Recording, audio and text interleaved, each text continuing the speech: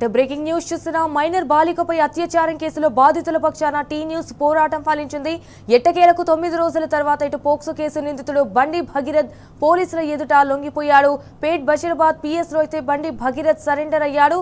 లాయర్ల సమక్షంలో స్టేషన్ కు వచ్చిన బండి భగీరథ్ పోలీసులకు లొంగిపోయాడు.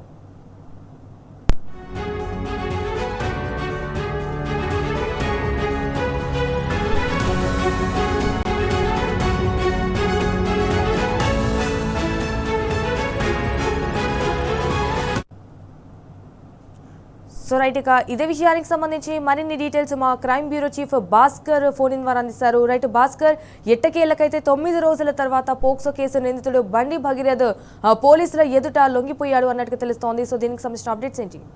ఎట్టకేలకు ఇవాళ మొత్తానికి భగీరథ్ పోలీసులు లొంగిపోవడం వాళ్ళ దగ్గర నుంచి సమాచారం మనం ముందు నుంచి చెప్తున్నాం. ఉదయం నుంచి ఆయన పోలీసులకు టచ్ లో ఉండడం అనేటువంటిది, వాళ్ళు టచ్ లో ఉన్నటువంటి వాస్తవం.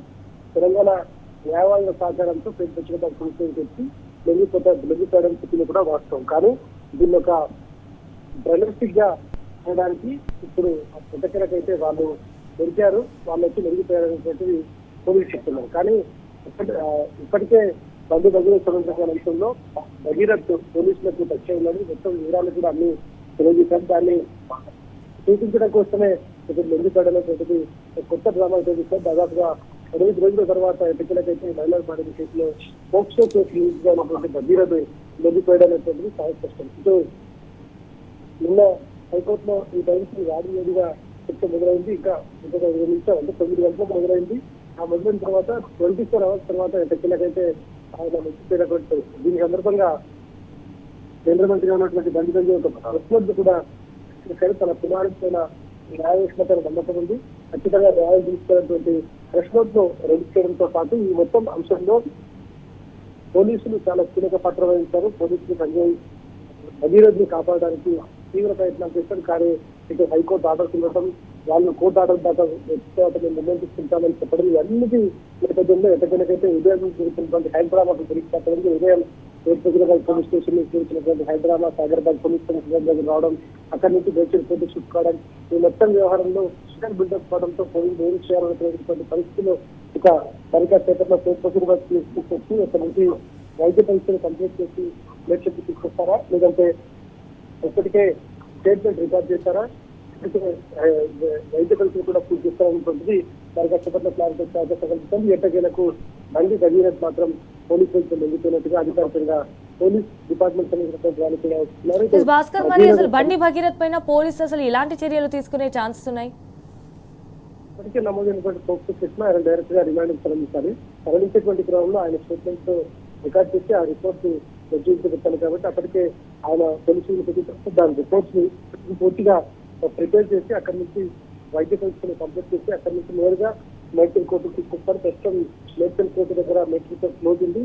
జడ్జి నివాసం దగ్గర మనం ఉన్నాం. జడ్జి నివాసం దగ్గర తీసుకొచ్చిన తర్వాత ఇప్పటికే మనం చెప్తాం 11:40 జడ్జి అపాయింట్మెంట్ ఇస్తున్నారు హైదరాబాద్ పోలీసులు. ఆ నేపథ్యంలో వాళ్ళ పేపర్ వర్క్ అంతా కూడా కంప్లీట్ చేసుకుని ఉంటారు. పోక్సో కేసుకు సంబంధించి ప్రధానంగా భగీరథకి సంబంధించిన వ్యవహారంలో నమోదైన సెక్షన్స్ అన్నింటినీ చూసుకొని ఇంకా సెక్షన్స్ ఏమైనా ఆల్టర్నేట్ చేస్తారా, లేకుంటే సెక్షన్స్ రిమాండ్ చేస్తారని అవసరం మనం ఇప్పుడు ఇవాళ ఆర్డర్ కాపీ కూడా వస్తుంది కాబట్టి ఉన్నది ఆర్డర్ కాపీ ఇస్తున్నారు. దాని తర్వాత న్యాయవాదులు కూడా మీడియాతో ఏం మాట్లాడతారు కూడా చూడాల్సిన అవసరం కనిపిస్తుంది. ఇప్పుడు సస్పెన్స్ అయితే తెరపడింది. ఇంకా ఇంకో చిన్న సస్పెన్స్ అయితే కొనసాగుతుంది. న్యాయవేత్తకు నమ్మకం ఉంది. జడ్జిమెంట్ కాపీ ఇచ్చిన తర్వాత నేను పద్దెల్లో ముందుకెళ్తాను చెప్పారు. జడ్జిమెంట్ కాపీ న్యాయవాదులకు వచ్చింది.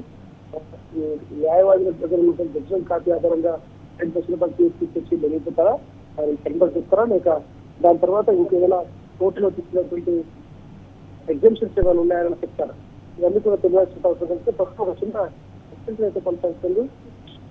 భగీరథ్ ఎప్పుడైతే పేట్ బషీరాబాద్ తిరిగిపోతాడో అప్పుడు సస్పెన్స్ తెరపడేటువంటి అవకాశం ఏదైనా 8 రోజుల మైనర్ బాలికలకు సంబంధించినటువంటి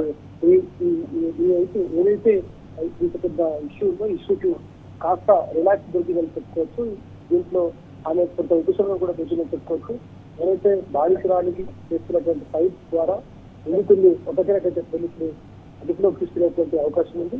మరొక అరగంటలో పేట్ బషీరాబాద్ కేసు భగీరథ వచ్చే అవకాశం కనిపిస్తుంది. Okay all right Bhaskar, thank you for the updates.